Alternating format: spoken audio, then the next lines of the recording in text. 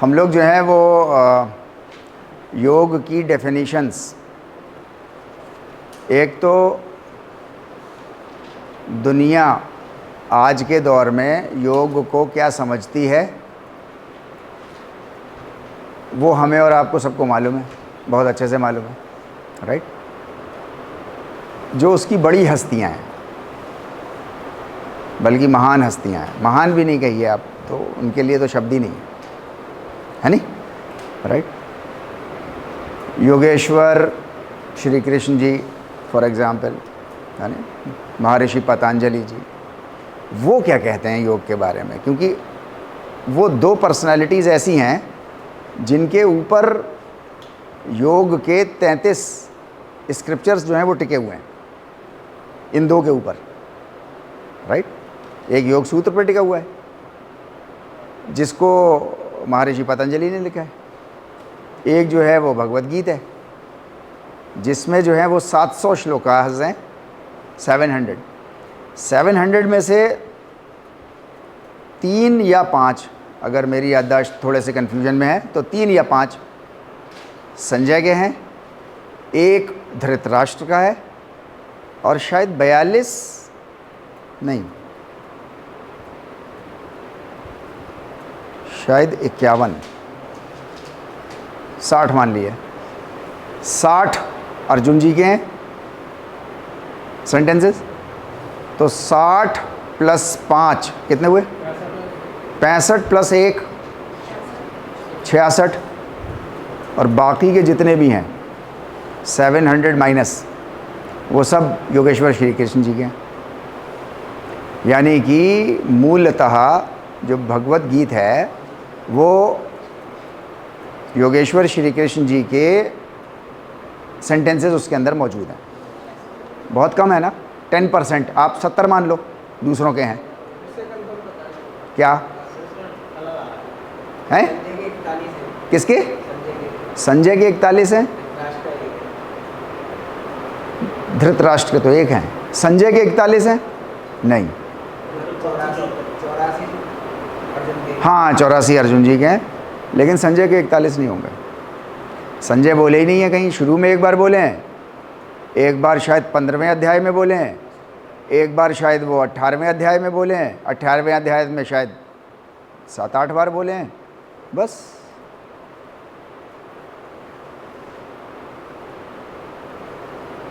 Google का ज्ञान है, गूगल का ज्ञान होगा, इसीलिए मैं आप लोगों से कहता हूँ नहीं ठीक है वो अच्छा है, वो भी ज्ञान ठीक है, लेकिन मीन्स हमारा खुद का भी जो है वो उसमें वो नहीं चाहिए, इंटरेस्ट होना चाहिए। कभी गिन लीजिएगा, भगवत गीता में गिन लीजिएगा खुद, अगर आप भगवत गीता में गिनेंगे तो आपको वैसे ही अंदाज़ा हो जाएगा। श्री कृष्ण जी के मत गिनिएगा। संजय किस नाम से होगा लिखा हुआ? ऊपर लिखा होगा, हर श्लोक के ऊपर लिखा हुआ होगा संजय उवाच, संजय उवाच, धृतराष्ट्र उवाच, अर्जुन उवाच, ऐसे लिखा होगा। उवाच मतलब बोले, बोलना, स्पीकिंग, राइट। तो जहाँ जहाँ आपको संजय के उवाच हों वहाँ संजय उवाच लिख लेना, नंबर्स। धृतराष्ट्र का एक ही है, अर्जुन जी के कुछ उवाच होंगे तो उन सबको जोड़ लेना, उसमें माइनस कर लेना 700। तो आपको बेसिकली मूलतः आपको जो मिलेंगे तो वो मीन्स मोर देन 90% या 80% तो कहो कि उसमें जो है वो योगेश्वर श्री कृष्ण जी के जो है वो आपको सेंटेंसेस मिलेंगे, उनकी स्पीकिंग पावर उसमें आपको दिखाई देगी, राइट।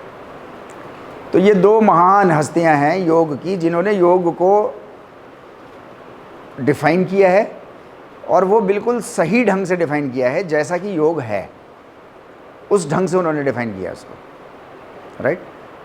योगेश्वर श्री कृष्ण जी के बारे में हम लोगों ने ये भी डिस्कस किया था कि योगेश्वर श्री कृष्ण जी ने 21 डेफिनेशंस दी हैं, लेकिन अगर उसकी वो रिलेटिविटी हटा दें जो हम लोग एक संबंधित बात करते हैं, है नहीं, और संबंधित बात के बगैर तो कोई बात ही नहीं होती है, इनकम्प्लीट बात होती है, उसको तो आप समझ भी नहीं सकते ये है कैसी, अच्छी है या बुरी है। अच्छी बुरी आप तभी कह सकते हो जब कोई संबंध में हो रही होगी कोई बात, राइट। संबंधित बात को हटा देते हैं तो वो 21 की 21 डेफिनेशन जो हैं वो सारी की सारी एक दूसरे से कंट्राडिक्टरी हैं। कंट्राडिक्टरी समझते हैं? मतलब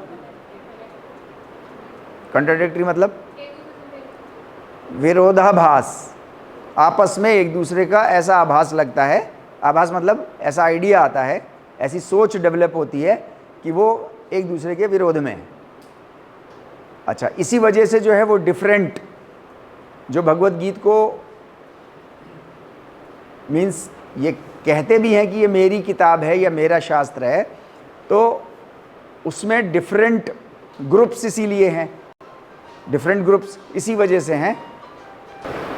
अगर वो जो रिलेटिव बात है पूरी दुनिया में जो ओवरऑल है नहीं, आप चाहे कुछ भी सिस्टम मतलब कुछ भी सोच लीजिए, आप जो कुछ भी दुनिया में हो रहा है, फॉर एग्जांपल दुनिया में क्या हो रहा है, बिजनेस हो रही है, दुनिया में क्या हो रहा है, एडमिनिस्ट्रेशन हो रहा है, जिसको हम पॉलिटिक्स बोलते हैं। पॉलिटिक्स क्या है? एडमिनिस्ट्रेशन। भाई चलेगा कैसे, कानून कैसे बनेंगे? एडमिनिस्ट्रेशन। तो बिजनेस हो रही है, एडमिनिस्ट्रेशन हो रहा है, डिफरेंट कोर्सेज चल रहे हैं, स्कूल्स यूनिवर्सिटीज़ चल रही हैं, एजुकेशनल सिस्टम चल रहा है, मतलब यही सब तो चल रहा है। अच्छा, मंदिर, मस्जिद, गुरुद्वारे, यही सब चल रहे हैं, ये सब भी चल रहा है दुनिया में। मैं कह रहा हूँ कि कुछ भी, जो कुछ भी चल रहा है, उन सबको अगर आपको एक सेंटेंस में बोलना हो तो क्या बोलेंगे? क्या काम चल रहा है? कुछ काम चल रहा है ना भाई। एजुकेशनल सिस्टम कुछ काम कर रहा है, बिजनेस कुछ काम कर रही है, एडमिनिस्ट्रेटिव पावर्स कुछ काम कर रही हैं, रिलीजियस कुछ पावर्स कुछ काम कर रही हैं। ये जो सारा काम कर रही हैं, ये सब कर क्या रही हैं? अगर इसको आपको एक सेंटेंस में लिखना हो, गोल्डन सेंटेंस लिखना हो, तो क्या लिखेंगे? क्या चल रहा है? फॉर एग्जाम्पल, अब आप इसको छोटे से लेवल पे सोचिए, फिजिकल एजुकेशन ये प्रोफेशन चल रहा है, तो ये कर क्या रहा है? एजुकेशन चल रही है, तो ये कर क्या रहा है? फिजिकल एजुकेशन बैचलर्स या मास्टर्स प्रोड्यूस कर रहा है। ओके, और थोड़ा थोड़ा और बड़ा करो अपने इसको, मतलब बेहतर इंसान बना रहा है। गुड, है नहीं? क्या कर रहा है? जितनी भी चीज़ें हैं ये सारी क्या कर रही हैं? ये सारी कर रही हैं कि एक बेहतर इंसान बना रही हैं। चाहे वो इंजीनियरिंग हो, चाहे वो मेडिकल हो, चाहे वो बिज़नेस हो, चाहे वो एडमिनिस्ट्रेटिव पावर्स हो, चाहे वो मंदिर हो, मस्जिद हो, गुरुद्वारा हो, चर्च हो, आस्तिक है तो नास्तिक है तो, हर किसी की कोशिश क्या है?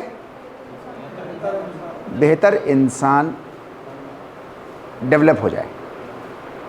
अब उसके अलग अलग फील्ड्स हैं, कुछ लोग फिज़िक्स में काम कर रहे हैं, कुछ लोग केमिस्ट्री में काम कर रहे हैं, कुछ लोग एस्ट्रोनॉमी में काम कर रहे हैं, कुछ फिज़िकल एजुकेशन में काम कर रहे हैं, कुछ लोग सिविल इंजीनियरिंग में काम कर रहे हैं, लेकिन सबका सेम पर्पस, सबका सेम है, एक है नहीं?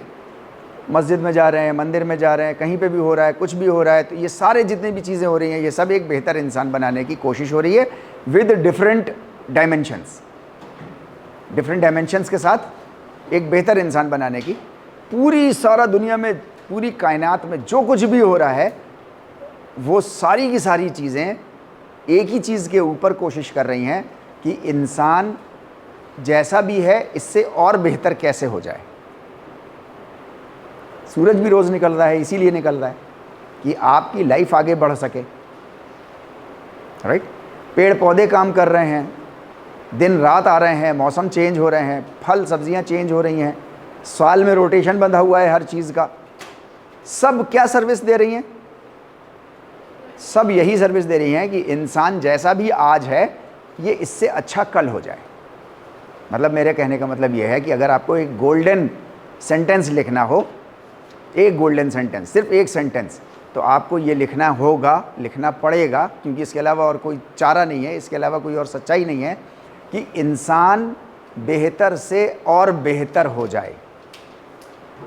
ये हर चीज़, हर किसी की यही कोशिश है, राइट? अब जब हर किसी की यही कोशिश है, तो जो योगेश्वर श्री कृष्ण जी ने अपनी जो 21 डेफिनेशंस दी हैं, उनकी भी तो यही कोशिश होगी ना कि बेहतर से बेहतर इंसान हो जाए।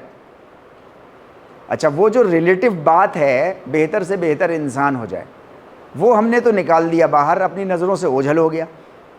अच्छा, जैसे ही हमें मालूम है आपको कि अगर हमारे जीवन में कोई भी चीज़ अगर रिलेटिव नहीं रह जाती तो फिर वो चीज़ या तो हमको समझ में नहीं आती ऑल टुगेदर।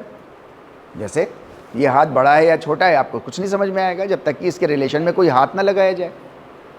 मतलब समझ ही नहीं सकते आप, दिखाई सब कुछ दे रहा है, मैं जो बोल रहा हूँ वो भी आपको सब समझ में आ रहा है, मगर आपकी अकल, मतलब आपकी नहीं, किसी की भी अकल, सारे इंसानों की अकल मिला दो तब भी, है नहीं, ये समझ नहीं सकती कि ये हाथ बड़ा है या छोटा है जब तक कि इसके रिलेशन में कोई दूसरा हाथ या दूसरी चीज़ नहीं लगाओगे। ये हाथ मोटा है या पतला है लगा नहीं सकते जब तक इसको नहीं लगाओगे, right. The same is true with the 21 definitions of yoga given by the Yogeshwar Shri Krishna ji, ठीक है नहीं। उनके उसमें भी आप रिलेटिव लगाओगे, संबंधित कोई चीज़ जो है दुनिया की कि बेहतर इंसान बनाना, जब तक इसकी रोशनी में नहीं देखोगे जब तक वो 21 आपको कंट्राडिक्टरी लगेंगी। सब बात समझ में आ रही है ना, सब कंट्राडिक्टरी लगेंगी। कंट्राडिक्टरी में क्या होगा, कंट्राडिक्टरी में ये होगा कि आपने 4 पकड़ ली तो आपके लिए वो 4 सच हैं, बाकी सब। मार्केट में तो कह नहीं सकते आप ये बात कि 4 को तो मैं मानता हूं, लेकिन इसके आगे का जो सेंटेंस है वो आप बोल नहीं सकते, आपकी हिम्मत नहीं है कि 17 को मैं नहीं मानती, क्योंकि योगेश्वर श्री कृष्ण जी की है, वो आप कहने की हिम्मत नहीं है। लेकिन आप इनडायरेक्टली कह यही रहे हो कि 4 को सच मानती हूं, तो इसका मतलब 17 को नहीं मानती मैं। ये क्यों, मतलब ये गलती हो गई ना हमसे, किसी से भी हो गई, XYZ गलती हो रही है ना, ये बहुत बड़ी गलती हो रही है। तो ये गलती क्यों हो रही है, ये गलती सिर्फ और सिर्फ केवल इसलिए हो रही है क्योंकि उसकी जो रिलेटिव चीज़ है वो उसके साथ लगी हुई नहीं है। उसके साथ लगी हुई होगी तो वो 21 की 21 डेफिनेशंस हमको और आपको बिल्कुल क्रिस्टल क्लियर जो है वो हमको आपको समझ में आ रही होंगी कि ये सब एक दूसरे में पिरोई हुई हैं। बस एक बड़ा कोई एक्सपीरियंस्ड कोई टीचर है जो अपने स्टूडेंट्स को एक ही बात को तरह तरह से समझा रहा है। भाई मैं भी आपके साथ यही करता हूँ, कभी मैं एस्ट्रोनॉमी की एग्जाम्पल लेकर के आता हूँ, कभी ह्यूमन लाइफ से रिलेटेड लाता हूँ, कभी साइकोलॉजी से लाता हूँ, कभी आपको इंजीनियरिंग से लाता हूँ, कभी मेडिकल साइंसेज से एग्जाम्पल्स आता हूँ, कभी अपने अपने जिसको मैं कहता हूँ कि ये तो हर घर की कहानी है, नहीं मतलब घर घर की कहानी लेकर के आता हूँ, ताकि बात तो एक ही है। क्या बात एक है, हम पिछले 20 घंटे से साथ में बैठे हुए हैं योग समझने के लिए, बात तो यही है सारी। अब इस योग को समझाने के लिए कम से कम मैंने आपको कम से कम 35-40 एग्जाम्पल्स दे दी। अभी आप इनको लिख करके एक जगह टांग दो तो कहेंगे कि यार कहाँ एस्ट्रोनॉमी और कहाँ हमारा प्लाज्मा और कहाँ हमारे रेड ब्लड सेल्स, इनका क्या एग्जाम्पल। अब चूंकि अगर वो ये रिलेटिव चीज़ मिसिंग हो जाएगी तो वो 35 डेफिनेशंस, वो 35 चीज़ें जो हैं वो विरोधाभास में चली जाएंगी सब, जिनका कहीं किसी से कोई लिंक नहीं मिलेगा। तो ये प्रॉब्लम जो है वो भगवत गीता के साथ आज की डेट में बहुत बड़ी प्रॉब्लम है, जिसकी वजह से बहुत बड़े बड़े ग्रुप्स आपस में बटे हुए और अपने जहाँ पे अपने को अटका लिया है उसको तो सच कह रहे हैं, बाकी कोई दूसरा अगर किसी और जगह पे अटक गया है, भाई 17 डेफिनेशंस बची ना अभी, फॉर एग्जांपल 17 में से 15 पे कोई और अटक गया है, 2 पे कोई और अटक गया है, तो उनको सच नहीं मानने को तैयार हम, क्योंकि वो रिलेटिव चीज़ हट गई। हमने 21 डेफिनेशंस नहीं ले रहे, हम लोग ले नहीं सकते, है नहीं, बड़ा लंबा टाइम चाहिए, कम से कम हमको 60 आवर्स चाहिए कम से कम। मतलब जो मेरे पास जितना इन्फॉर्मेशन है उन 21 से रिलेटेड, उसके लिए अराउंड 60 आवर्स का टाइम चाहिए उन 21 को समझने के लिए। वो नहीं ले सकते, हमारे पास ये पॉसिबल नहीं है, राइट, क्योंकि हम लोग एक टाइम फ्रेम में बंधे हुए हैं। ये कोई रेगुलर सत्संग तो है नहीं कि ये तो सालों चलता रहेगा, हर संडे चलेगा, अनलिमिटेड है, जब तक गुरुजी हैं जिंदा तब तक चलता रहेगा, ऐसा तो है नहीं, राइट। 5 जून को ख़त्म हो जाएगा ये सत्संग, है ना। इसके लिए हम लोगों ने एक डेफिनेशन ली थी, वो डेफिनेशन संस्कृत में किसने याद करी? संस्कृत। बुद्धि युक्तो से शुरू होती है, आगे बोलो। हाँ जी, बुद्धि युक्तो जहाति उभे सुकृते दुष्कृते, ऐसी। और तस्माद् योगाय युज्यस्व योगः कर्मसु कर्मसु कौशलम। कितना आसान है, सो इजी। क्या? हाँ, तो मेहनत करनी पड़ती है उसके लिए, आसान काम नहीं होता। सर ये लिखवाई मतलब क्या लिखवाया था? सैटरडे की क्लास की है, लिखवाया नहीं था, लेकिन मैं पूछ रहा हूँ ऐसे ही। चलिए एनी हाउ, इसका मतलब क्या था? अक्लमंद लोग रिजल्ट की चिंता किए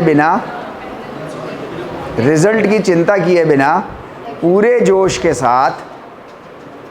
के साथ परमेश्वर के बनाए सिद्धांतों को थामे रहते हैं, उनके अनुसार काम करते रहते हैं पूरे जोश के साथ। यही था, ऐसे ही था। और योगः कर्मसु कौशलम, और योग, फिर योगेश्वर श्री कृष्ण जी ने बताया कि योग क्या है? अपने कर्म को पूर्ण कौशल से करना। अगर आप बॉलर हैं, फास्ट बॉलर हैं, तो फुल डेडिकेशन और एंथुजियाज्म के साथ आपको हर बॉल, ऐसा नहीं कि 2-4 ओवर डाल दिए और उसके बाद थक गए, नहीं। अगर आपके लॉट में 10 ओवर हैं तो 10, 25 ओवर हैं तो 25, 35 ओवर हैं तो 35। जैसे पहला ओवर डाला था वैसे ही 35वां ओवर भी, मतलब इतना दम आपके अंदर होना चाहिए। यही तो कह रहे हैं ना वो, पूर्ण कौशल के साथ। ऐसा नहीं कि पहला ओवर तो कैसे भी डाल दिया, तीसरा फिर कैसे डाल दिया, 8वां कुछ और डाल दिया, 15वां कुछ और डाल लिया, नहीं, पूर्ण कौशल के साथ। अच्छा, ये पूर्ण कौशल कैसे आएगा? उसको महर्षि पतंजलि ने बताया, अथा योग अनुशासनम। एक एक अणु के ऊपर, एक एक एटम के ऊपर जो काम आपका है, उसका एक एक एटम पे आपका कंट्रोल होना चाहिए।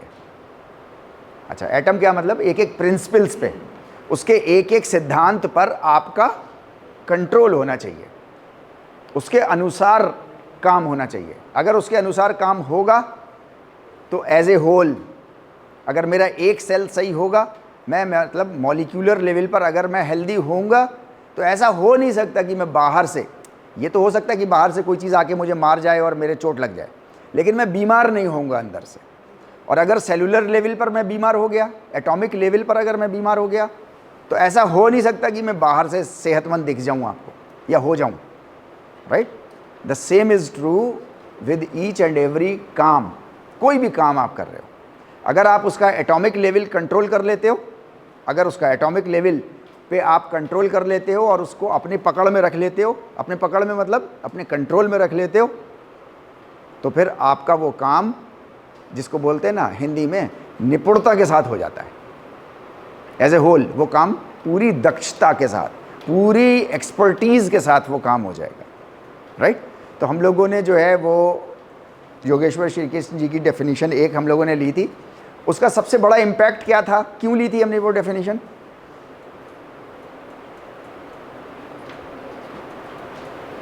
भाई 21 डेफिनेशंस में से एक ली ना हम लोगों ने, क्यों?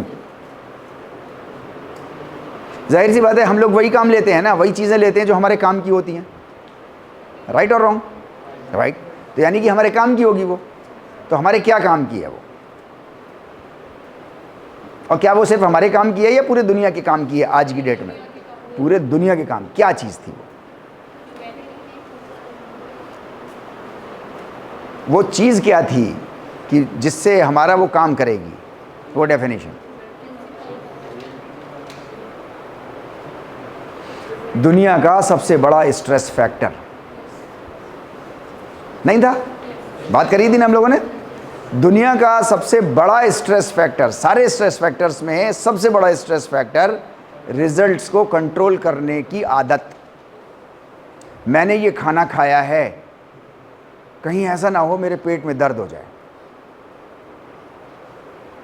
कंट्रोल कर रहे हैं ना? कहीं ऐसा ना हो कि मैं इससे सेहतमंद हो जाऊं। कभी ऐसा भी सोचा क्या? नहीं, ऐसा नहीं सोचा कभी। राइट, मीन्स रिजल्ट्स को कंट्रोल करते हैं। अमेरिकन साइकोलॉजिकल एसोसिएशन कहती है एक तो कंट्रोल करते हैं, ऊपर से उसमें निगेटिवली कंट्रोल करते हैं उसको। मतलब कहीं पेट में दर्द ना हो जाए, कहीं उल्टी ना आ जाए, कहीं मैं बीमार ना हो जाऊं। कभी ऐसा भी सोचा क्या ये खाना खाया है तो मैं सेहतमंद ना हो जाऊं? कहीं कभी सोचा ऐसा? कभी नहीं सोचते, क्योंकि पॉजिटिव सोचने की आदत ही खत्म हो गई हमारी। अब हर बार नेगेटिव सोचता, ये मुझे क्यों घूर के देख रहा है। कभी नहीं सोचते यार अच्छा लग रहा हूँ मैं, बावला है जो देख रहा है मुझे। कभी सोचा ऐसे? नहीं, नेगेटिविटी भरी हुई है इसलिए गुस्सा आता है। कभी अभी तक देख रहा है।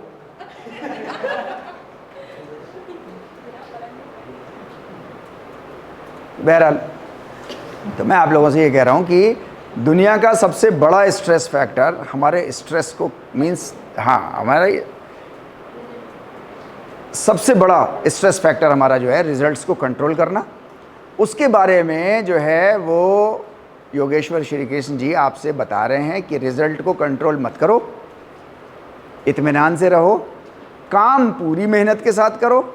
और मेहनत तो कम छोटा शब्द है, पूर्ण कौशल के साथ करो।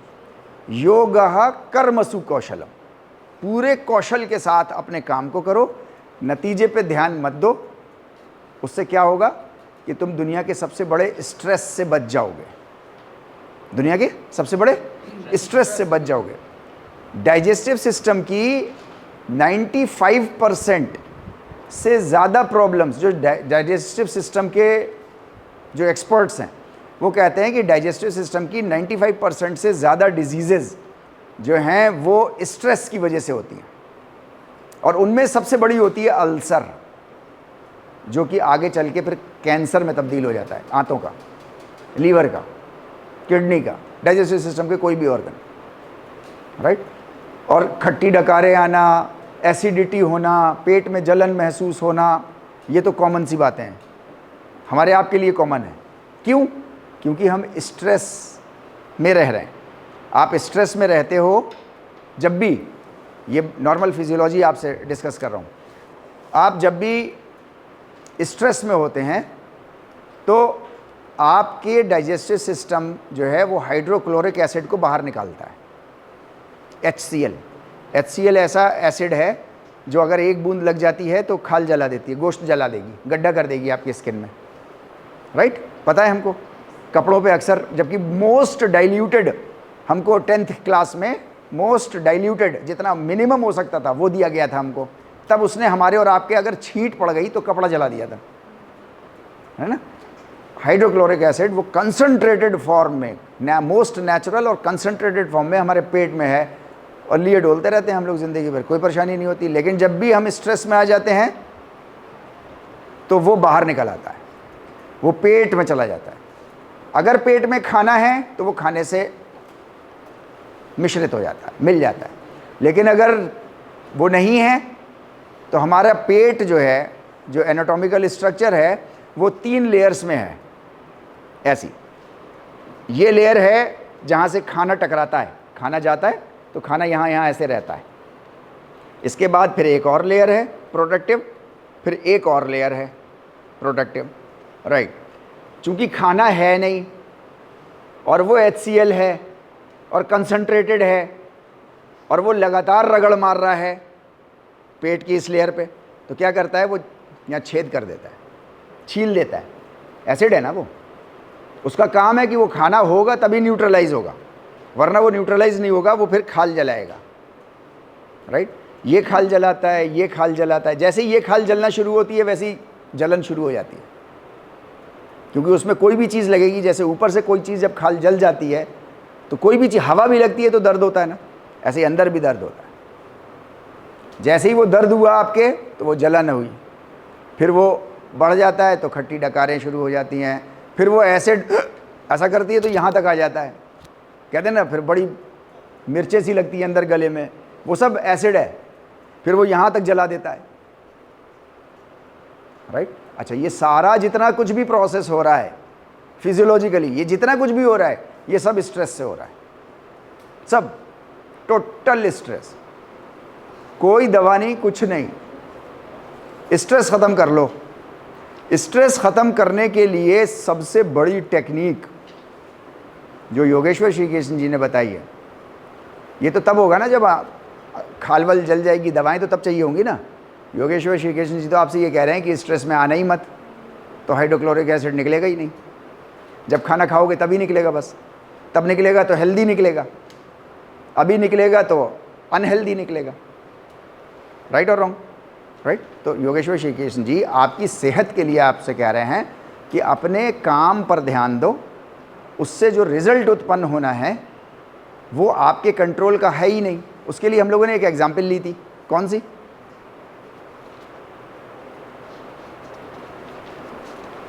हर किसी के जीवन की एक एग्जाम्पल ली थी हम लोगों ने, मोस्ट कॉमन एग्जाम्पल ली थी। नहीं, रिजल्ट आपके हाथ में है ही नहीं।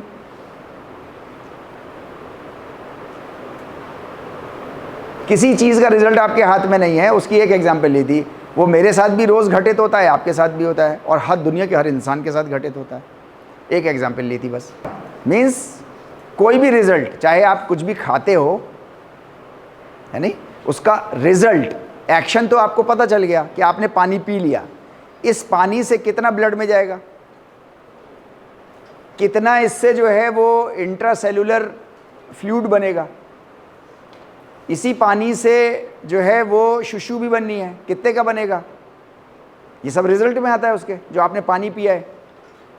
कोई नहीं कंट्रोल कर सकता दुनिया में, या कर सकता है, जबकि मेरी बॉडी का हिस्सा है वो, और मैं ही कंट्रोल नहीं कर सकता। हाँ, कर्मसु कौशलम, पूर्ण कौशल के साथ पानी पी लो, अच्छा, साफ, शफाक, मीठा, ठीक ठाक सा पानी, अच्छे बर्तन में, अच्छी जगह बैठ के, सुकून के साथ, मतलब जो भी प्रिंसिपल्स पीने के हैं वो सब वैसे पी लो।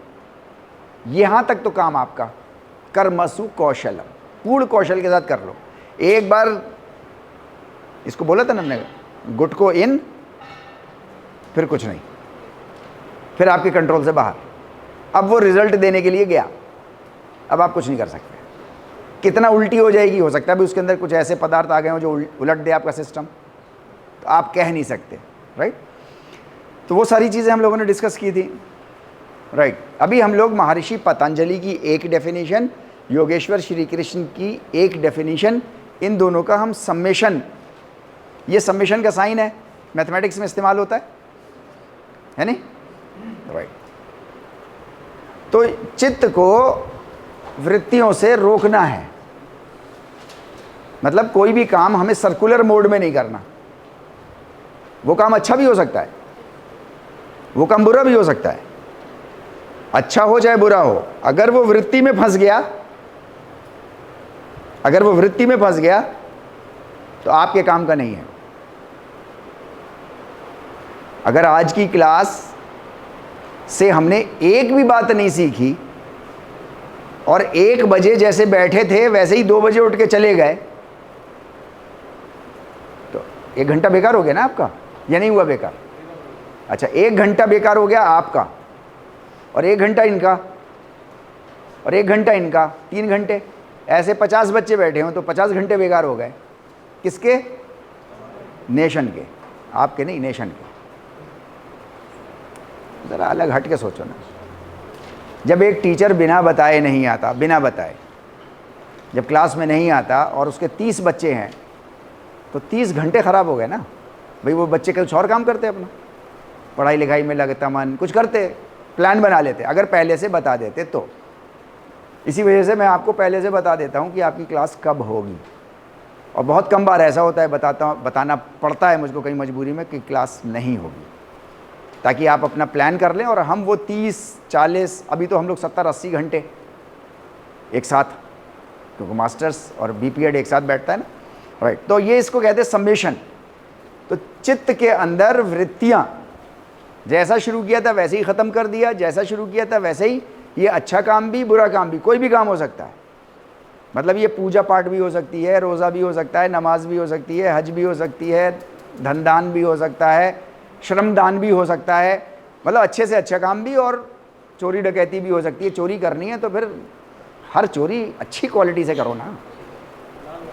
हाँ, मतलब अगर लड़ाई लड़नी है तो जैसे भी लड़ी, बाल पकड़ के, घूंसे मार के, तो नेक्स्ट जो लड़ाई हो वो उससे अच्छी क्वालिटी की होनी चाहिए। तब तो आएगा ना मज़ा, तब तो आप इंप्रूव होगे। मेरे जीवन का एक हिस्सा था, वो अभी भी है, लेकिन अब बहुत लिमिटेड है। बड़ा लिमिटेड भी नहीं है, कंट्रोल्ड है बहुत। जब अलीगढ़ में हम बड़ी गुंडागर्दी किया करते थे। हाँ, करते थे। इधर मार धाड़, उधर ये कर, उधर छीन पटक कर, मतलब एक आफत। एक चाकू और एक रिवॉल्वर रखना बहुत नॉर्मल सी बात थी। टीचर हो गए थे हम तब तक थी, अभी भी है, ज़रूरत पड़ती तो। एक दिन मेरे पापा ने बुलाया मुझे रात में बुलाया उन्होंने, करीब 10 बजे, और सुबह 4:30 बजे तक मुझसे बातें करी, 6-7 घंटे। 6-7 घंटे बातें करी उन्होंने मुझसे। उसमें मुझसे उन्होंने एक बात कही कि बेटे, मुझे मतलब कोई फ़र्क नहीं पड़ता कि तुम बदमाशी करते हो, बस 2 काम मत करना। एक तो बदमाशी में 2 काम मत करना। एक तो लड़कियां नहीं छेड़ना, मतलब लड़कियों की तरफ आंख उठा के नहीं देखना कभी भी, नंबर 1। नंबर 2, किसी भी कमज़ोर का माल छीन के मत खाना। बैठ जाते हैं ना बदमाश लोग, चाय पिलाओ, पैसे नहीं दिए, रिक्शे वाले के साथ बैठ गए, कहीं भी चले गए, पैसे नहीं दिए। बोले ये 2 काम नहीं करना। अगर तुम ये 2 काम के अलावा कहीं भी कभी भी पकड़े जाओगे तो मैं थाने जा कर के मैं छुड़ा के लाऊंगा तुमको। पैसे जितने खर्च हो सकते होंगे मैं करूंगा। अगर इन 2 में से किसी में पकड़े गए तो थाने जा कर के अपने ही जूतों से बहुत मारूंगा, और उसको पैसे दे करके जाऊंगा 10,000 रुपये कि इसको 2 महीने और जेल में बंद रखना। मतलब समझाने का तरीका होता है हर माँ बाप का, उनका तरीका ऐसा ही है, राइट। फिर उन्होंने एक बात बोले कि मैं तुम्हें मना नहीं कर रहा कि तुम बदमाशी मत करो, गुंडागर्दी मत करो, लेकिन मुझे ये कतन पसंद नहीं है कि मतलब तुम सिर्फ छोटे मोटे गुंडे बन के रह जाओ। कम से कम बनो, उन्होंने कही ये बात, कम से कम बनो तो ऐसे तो बनी जाओ ना यार कि जब मैं बाहर निकलूं तो लोग कहें अब्बे तारिक के अब्बा जा रहे हैं।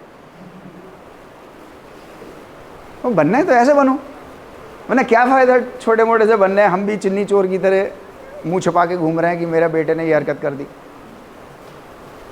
अच्छा, वो रात और आज का दिन, उनको मैंने धन्यवाद बोला, उस एक्टिविटी को भी धन्यवाद बोला। अपने भैया इधर आ गए चुपचाप खामोशी के साथ, आपसे इस फील्ड में लग गया आकर के, राइट। अरे मैं तो एक यार 6-7 घंटे बताऊं मैं आपको, 6-7 घंटे की तो मुझे भी नहीं याद है, लेकिन मुझे तो जो बात मेरे लिए जो लाइफ टर्निंग थी, मैं वही बातें बता सकता हूँ। अब तो कुछ और बातें भी बता सकता हूँ, वो भी याद है मुझको, 3-4 घंटे की तो याद ही है कम से कम। बहुत सी ऐसे जब समझाने बैठते हैं ना, जब दोस्त भी कोई सिंसियरली समझाएगा तो कई बार ऐसा होता है कि वो समझाता है और फिर रुक जाता है, और बहुत देर तक खामोशी छाई रहती है दोनों के बीच में, क्योंकि जो समझा रहा होता है वो चाहता है कि मैंने जो बोला है ये जज्ब कर ले, अपने अंदर बैठा ले, है नहीं। तो बहरहाल मतलब मैं एक बात बता रहा हूँ आपसे कि मेरे पिताजी ने भी बदमाशी को वृत्ति में करने से मना कर दिया कि जैसे सुबह उठे थे बदमाश, फिर रात में वैसे ही सो गया तारिक बदमाश। क्या मतलब बनता है इसका? इम्प्रूव होना थोड़ा सा, रोज़ नया ही बदमाशी, रोज़ नया, राइट। तो बहरहाल मैं ये कह रहा हूँ कि कोई भी काम, वो वृत्ति आपकी अच्छी भी हो सकती है और वो कोई बुरा काम भी हो सकता है, लेकिन उसको वृत्ति में नहीं करना है। रोज़ कोई एक नया कुछ सीखना, दूसरा जो है वो हमारा ये है, राइट। इन दोनों का सामंजस्य ये आपको भिड़ाना है, right.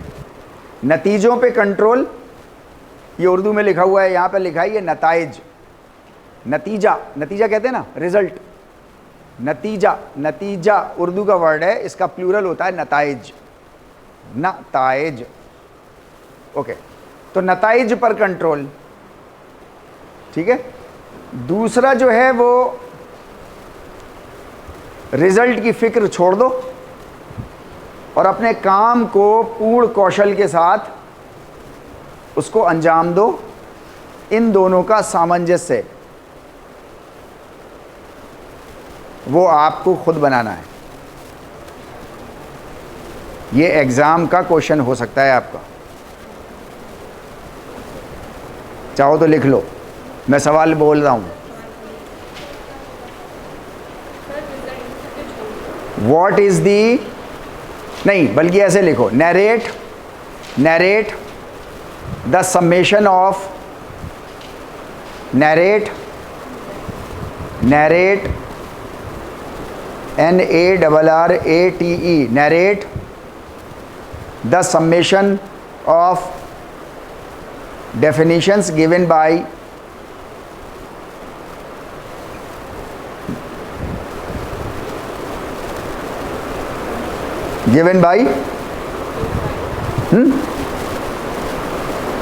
Maharishi Patanjali and Yogeshwar Shri Krishna.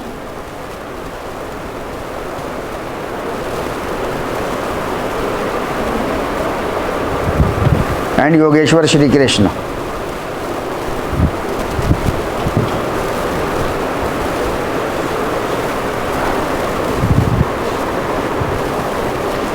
इनका सम्मेशन, सामंजस्य दोनों का आपस में क्या बना, यानी अगर वृत्ति में काम करोगे तो स्ट्रेस तो होना ही है, फिर नहीं होगा भाई। जैसा बीपीएड में एडमिशन लिया था, बीपीएड की डिग्री नहीं थी, वैसे ही 2 साल बाद भी हो गया वृत्ति में, तब भी नहीं थी, तो ये स्ट्रेस का फैक्टर है या खुशी का फैक्टर है?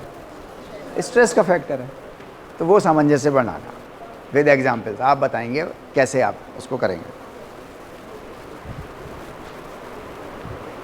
भाई ये कहाँ से आ गए? ओके फाइन, ये मीन्स वर्ड्स जो है वो gradual development of something from the scratch, बिल्कुल शुरू से कोई चीज़ को शुरू करना और उसके मैक्सिमम पोटेंशियल तक लेके जाना। बिल्कुल शुरू से शुरू करना और बिल्कुल आखिर तक उसके फुल पोटेंशियल तक उसको ले करके जाना, राइट। इसको जो है वो संस्कृत जुबान में इसको कहते हैं योग क्षेम वाह, योग क्षेम वाह, योग का हिस्सा है ये। और ग्रेजुअली करना है किसी भी काम को, धीरे धीरे। किसी भी काम को आप एकदम से तेजी से नहीं कर सकते, और अगर करने की कोशिश करोगे, अगर आप डेवलपमेंट तेजी से करने की कोशिश करोगे तो आप डेवलप नहीं कर पाओगे, राइट। ग्रेजुअल डेवलपमेंट, ग्रेजुअल मतलब स्टेप वाइज, एक स्टेप से दूसरा स्टेप, दूसरे से तीसरा स्टेप, ऐसे करके। सीढ़ियों की भी कैरेक्टरिस्टिक देखिए ना आपने, सीढ़ियाँ ऐसे होती हैं, देन ऐसे होती हैं, देन ऐसे होती हैं। आपको चढ़ाती हैं ऊपर, देन आपको थोड़ी देर रोकती हैं, सब्र कर, ऐसे ही है ना। देन आपको चढ़ाती हैं, देन ऐसा रखती हैं, राइट। तो सीढ़ियाँ भी ऐसे ही होती हैं, ये सीढ़ियाँ ग्रेजुअल होती हैं, यानी। और जो हुर्र ऐसे करके जाती हैं उसे सीढ़ियाँ नहीं बोलते, उसे एलिवेटर बोलते हैं, उसे सीढ़ी बोलते ही नहीं कोई, राइट। ओके,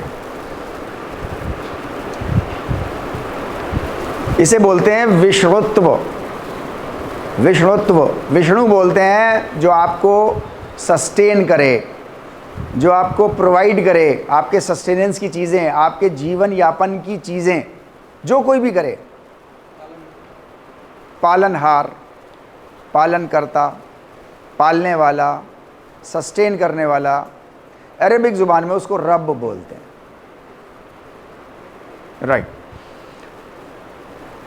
ये जो अपनी कैरेक्टरिस्टिक होती है, पालने वाला, पालने वाली जो कैरेक्टरिस्टिक होती है, उसको विषणुत्व बोलते हैं, right. Process of sustaining, process of providing, right. Okay, यहां पे हम लोग बात खत्म करेंगे। एक बार हमारा चित्त डेवलप हो जाए, एक बार हमारा चित्त डेवलप हो जाए, तो इस दुनिया में ह्यूमंस विद ह्यूमैनिटी बसने शुरू हो जाएंगे। अभी सारे ह्यूमंस विद ह्यूमैनिटी नहीं जी रहे। इस अर्थ पर सारे ह्यूमंस ह्यूमैनिटी, मानवता के साथ नहीं जी रहे हैं। हाँ, कुछ हैं तभी तो दुनिया चल रही है, वरना तो ख़त्म हो गई थी। हमने आपने कोई कसर छोड़ी हुई है ख़त्म करने में? हाँ, कुछ हैं तभी चल रही। लेकिन सिर्फ चलना मकसद नहीं है इसका। मैंने क्या बोला? बिल्कुल शुरू से लेके और फुल पोटेंशियल तक जाना इसका मकसद है। दुनिया की हर चीज़ जा रही है, इंसानियत क्यों नीचे गिरती जा रही है? इंसानियत भी तो ऐसी जानी चाहिए ना, ऊपर उठनी चाहिए। आप देखो, एक बीज है, वो पूरा पेड़ बनता है ना? नहीं बनता। फिर दुनिया को फल भी देता है। क्यों ऐसा है कि majority of the human beings दूसरों का फल चूसने में लगे हुए हैं, दूसरों का फल काटने में लगे हुए हैं, राइट और रॉन्ग? दूसरों की फल खून चूसने में लगे हुए हैं। भाई अपना भी कंट्रीब्यूट करो, दूसरों को भी करने दो कंट्रीब्यूट। जिसको हम कहते हैं ना, जीने दो, जियो और जीने दो, वो क्यों नहीं होने दे रहे?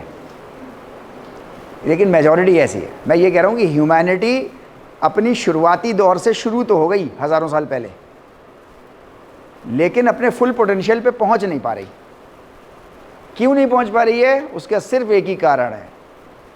बताओ क्या?